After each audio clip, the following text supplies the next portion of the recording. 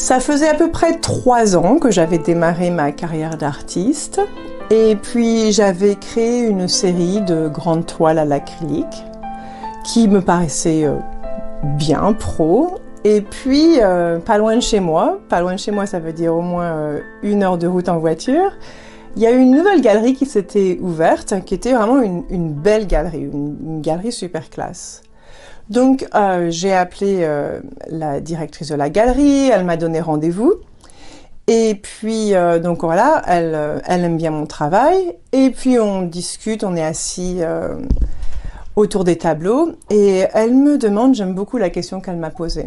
Elle me dit, elle voit que je suis vraiment enthousiaste avec cette histoire de carrière d'artiste et que j'allais faire ça toute ma vie. Ça, elle l'a senti direct. Et donc elle me demande, Gaïa, c'est quoi ton grand rêve?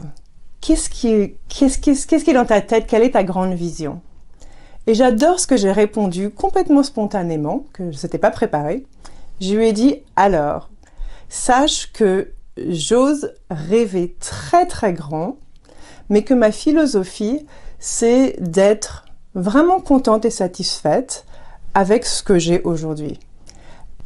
Et vraiment, j'avais des bonnes raisons pour être satisfaite de ce que j'avais déjà accompli en 3 ans, parce que j'avais quand même des bons revenus qui venaient, et puis je voyais que ce que je faisais, ça promettait. Enfin, il y avait quelque chose, il y avait la mayonnaise qui prenait. Maintenant, on va en avant, presque 20 ans, enfin un peu moins. Récemment, j'ai eu une session de coaching avec cette femme qui m'accompagne, et elle m'a fait faire une visualisation de mon grand rêve. Et donc, il fallait que je m'imagine dans 20 ans, mettons, après avoir accompli tous mes grands rêves, comment je me ressentais, etc. Ce qui est fou, c'est que après toutes ces années avec ce que j'ai fait et accompli, etc., que je suis là en train de suivre sa voix qui me guide. Et j'imagine, voilà, déjà c'était chouette, j'ai eu des nouvelles idées auxquelles j'avais jamais pensé grâce à son travail. Et puis, ce que j'entends, ce qui m'a vraiment un peu rendue triste, choquée, étonnée, c'est que j'entendais cette petite voix qui me disait Gaïa, vraiment, mais ça te monte à la tête, mais c'est n'importe quoi d'imaginer ça, c'est pas possible, tu te prends pour qui, etc. Non mais sérieux, c'était chaud. Donc je lui avoue ça, et puis j'ai pris des notes après la session, et j'adore la question qu'elle m'a posée du coup. Elle me dit, Gaïa, réfléchis à qu'est-ce que tu aurais fait, accompli aujourd'hui si tu n'avais pas cette petite voix qui te limitait dans oser rêver ce grand rêve.